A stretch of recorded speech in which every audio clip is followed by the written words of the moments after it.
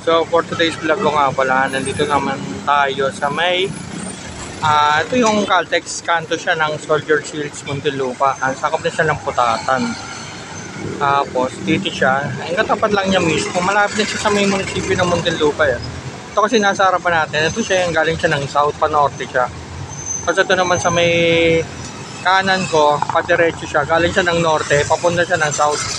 Kasi ito naman, kita lang natin itong ito, Pure Gold Putatan. Actually nung meron pa ang Pure Gold sa may banda ron kaya lang nagbinago na naging na siya all home kaya nung mga nakaraang buwan siya, dalawa talaga Pure Gold dito, isa agro, ito naman siya Putatan Pure Gold ayan. Tapos tayo nga pala natin itong saka ibang pansit nga pala dito, itong Lakay Ilocano Pansit Battle Paso. Halos malapit lang siya sa kalsada. Ito nga, kita nyo naman ito. Ito lang siya Tapos may dining siya sa labas kung gusto nyo, para maganda yung ambience dito. Kita nyo na yung palengke na to ng soldiers tapos doon may subdivision, sabihin siya ng Sea Oil. Siya, yun yung tinatawag namin dito na 3 lane. Ito naman yung papunta siya ng Alabang. Kasi yung kanina, sabi ko nga kanina, yan yung galing siya ng South. Ito naman pa Alabang naman siya. Tayo, kita nyo yung dining nila dito. Tapos ito nga pala yung Lakay. Lakay Pansit Battle Patong. Tapos natin yung prices na nila dito. Regular 150, tapos special 170. Siguro depende sa mga dinadagdag nila, kaya medyo dumadagdag yung presyo niya. Tapos ito, extra special 283 dollars na siya. Ito yan. Malamang ito yung nila, extra special. Kitang-kita niyo naman sobrang dami nila. Tapos ito yung barbecue nila, 35 pesos lang siya per stick. Tapos may promo siya, pagka tatlong ordering mo, 100 siya. Tapos assorted nga pala siya. Tapos ito siya, barbecue meals, 150 with the anti-rice. Ito yung barbecue. Tapos version sila ito, Lakay special din ng dagat. Ito nga pala yun. Kasi ito nga pala yung dining area nila, medyo ingat sa pag-akot dahil may isa siyang baka matalisod kayo. Tapos kita nyo nga yung nila dito, dining area nila. Kasi dito magpaparkada, lalo siguro mga 30 katao kayo dito. Yan. Isang linis sa area nila, kita nyo naman. Sarap kumain dito, tapos ingat-ingat. Kasi sa iba, hindi na napapansin, may salamin to ang salamin Kaya baka pag biglang pagpunta niya dito, may tropa kayo, hindi niyo mapapansin, may salamin. Ayun, salamin siya. Tapos ayun siya. Ito yung dining area nila. Kita niyo naman ang ganda ng ang ganda ng location nila. Plus, tabing kalsada lang. May ilaw sila dito.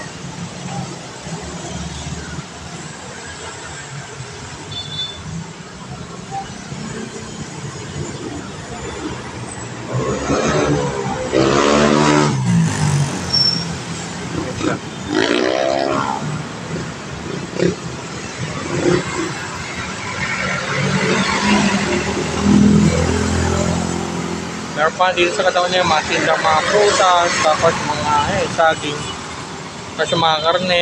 Banda rin may nakikita akong tindang manok at baboy na per bila yung order nila. Ay, makikita nyo naman dito 500 pesos, 800, tapos may 1,200, tapos ngayon siya electric pan na para hindi kayo mainitan. Tapos siguro yung tubig dito finish siya. Tapos kita nyo naman linis dito siya, hindi unlike sa iba na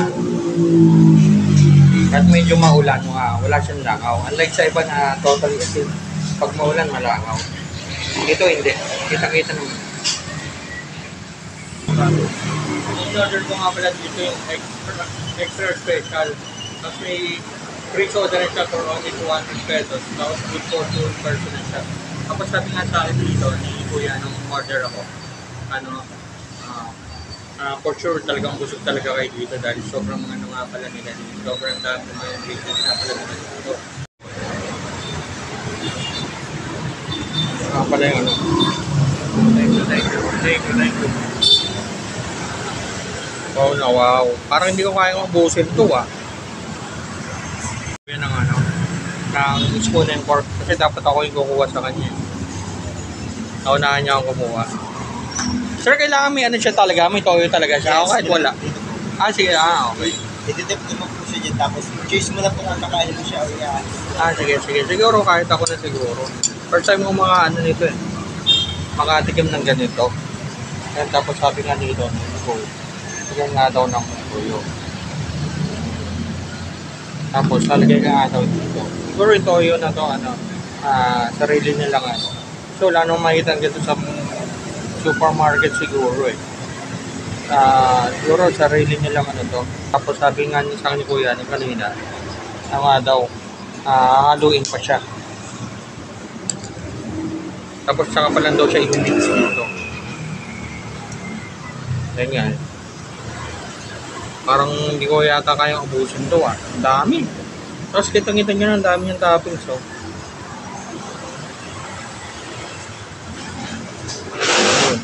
Tapos nung tinanong ko nga pala sila kanina habang niluluto nga pala to sabi niya sa akin, yung address nga daw nito number 65B National Road, Barangay Cotatag, Muntinlupa City. Alas katabi lang siya mismo ng ng sige po. Ay, thank you, Master. Thank you po. Tabi lang siya ng ng Pure Gold Putatan. Medyo. Parang ang dami hindi ko yata siya kayang ubusin Nakita-kita nyo naman. Dami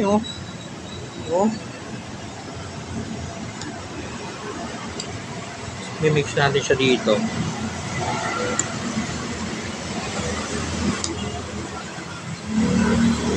Ito talaga yung serving nila Sabi nga sa akin ni Kuya na daw hindi ibig sabihin vlogger marami. Ito talaga yung serving nila, talagang perfect na perfect sa mga kumakain nga pala dito. Talagang for sure kasi kayo dito. Kita-kita nyo naman ang dami nyo.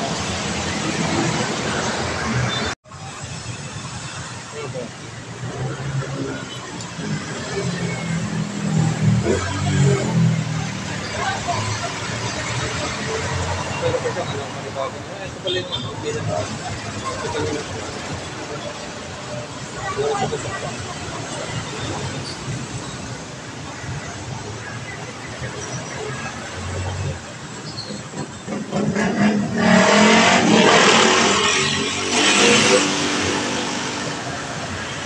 pala nito. Kailangan ko nakasigat na nito. Kung gusto ko na 70 pero kung 70 siya tapos dalawang tao, siguro pang na to pang tatlo na to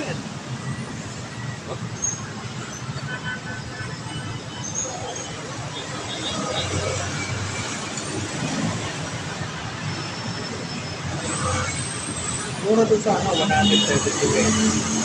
Pero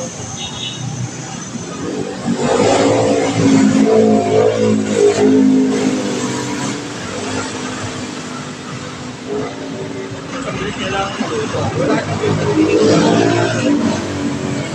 kasi ikaw wala kang pinag-inig. Kasi na-serve niya nga pala nila dito sobrang init. Unlike sa iba na pero kakain serve nga sila sa iba serve nga sila kaya lang hindi siya mainit. Pag-bless serve sila hindi naman mainit. Ito nakikita-kita nyo naman sobrang init. Ang tuligin niya mga dito.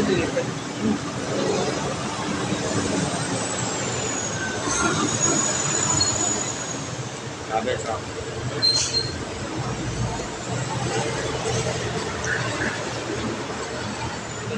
na ako. Halos wala pa ang bawat. Busog na ako.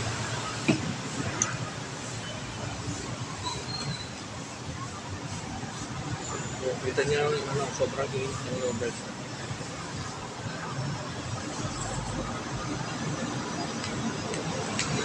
Sabi, sarap. Ito yung mga alin. Grabe ka lang, sarap pala dito.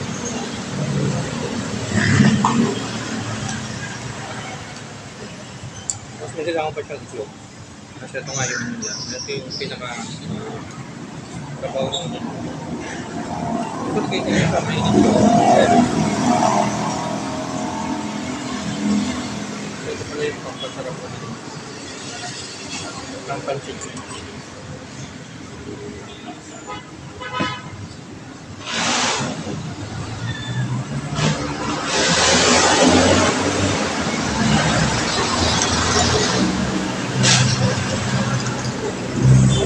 Hindi maalat ako.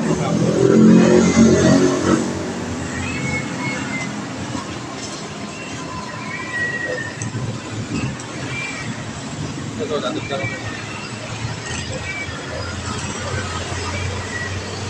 Ito na yung gawin nila dito.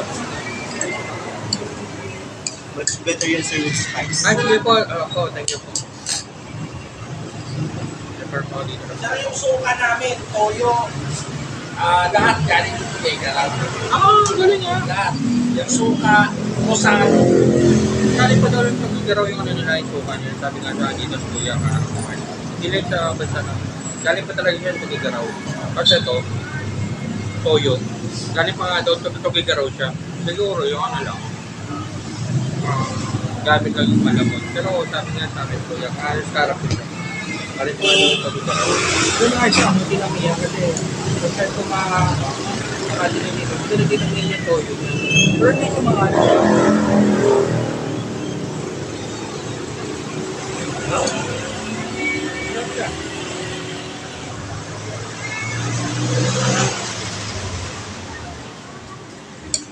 Dapat nga kanina pa ako umaga dito. Kasi yung nangyari dati dito sa Muntinlupa, halos mag-apon yung ulan. Tapos sobrang lakas, tapos sobrang tagal pa.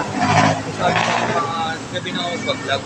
Dahil habang ang ulan pa, ano ang nangyari? Dahil sa tumigil na nga yung ulan, gabi na.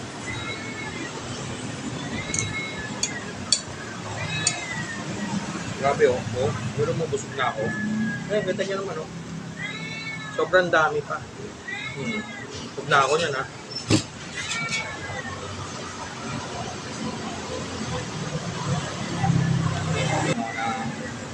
Nagsimula sila ng alas 9 ng umaga. Tapos nasarado sila ng social.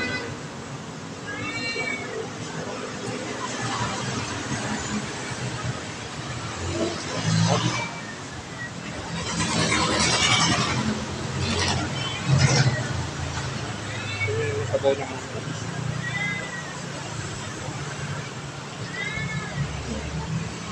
Mainit na ito. Grabe sarap. Ang galing marami na ako nakita mga ganito sa ano yung mga nagdadaan. Hindi nga alam ko, hindi ko nga alam na dito ka dahil hindi ko familiar sa lapit. Kasi ito ko natakpan ko nga ito. Ay, kita-kita niya ako. Ito. Diba? Grabe sarap. Ito na kasanahin natin dito sa Maynila. Ano ito? Ganyan, may ikan to. Ito, plastic bottle. Bottle ito.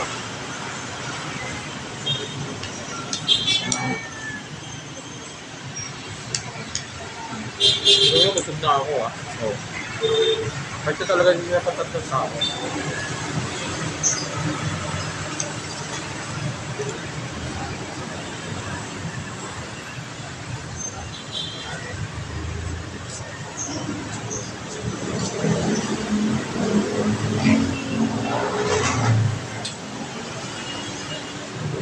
Actually, kaya nag-rito lang din naman ako eh. Ang pilotato sa ako sa pilotato. Banda rin pa sa amin. Pero hindi kami nag-aayala, alam mo nga. Kasi mga celebrity na katira doon. Mga social sila. Mayaman. Mayaman yung ayala na kami. Dati kasi ang sikat dito yung ano, yung tinatawag namin dito, Big Bang sa Alabang. Kaya medyo angat ang alabang nun. Yung style ko ng carnival. Medyo 90, mga ganyan, 90 na. Nasa 90 siya, ganyan. Doon nakilala ang alabang. Pero ngayon ang alabang ngayon, halos dikit-dikit na yung mga building ng mga commercial building. Sobrang maulad na nga.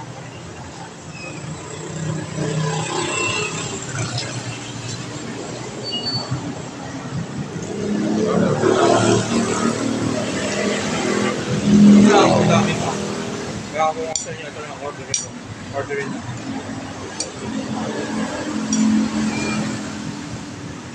Pero po, galing pa lang sa Figueroa ng ito.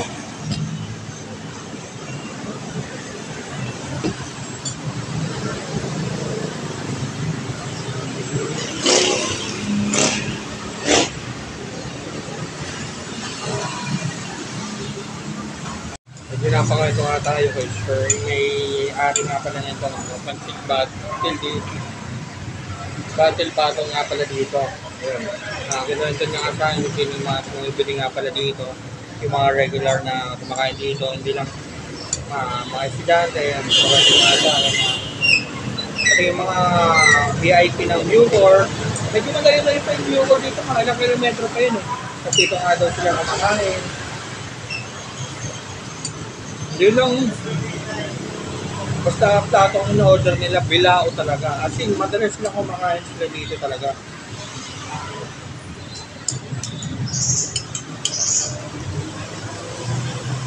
Sabi dito na. Oh, grabe. Tapos yung toyo nila, makita nyo nga malabot. Tapos kung paano yung packaging niya, ayun o. Galing pa talaga siya ng Tugigaraw. Ayan o. Wala niya sa mga mall. Tapos ito nga, suka siya. Wala na yung sa supermarket niya. Tapos papasahin nyo nga dito, galing din siya ng sa may bantangan dito. Galing siya ng Tugigaraw. Hindi siya basta-basta lang suka. Suka to Kanina pinakita ko to, yung kaya makikita niya sa mga supermarket yun dito. Kasi galing pa talaga siya ng Tugigaraw.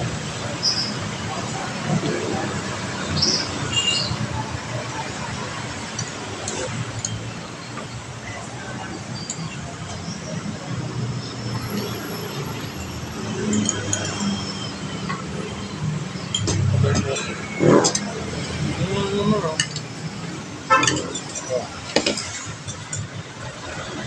Opo.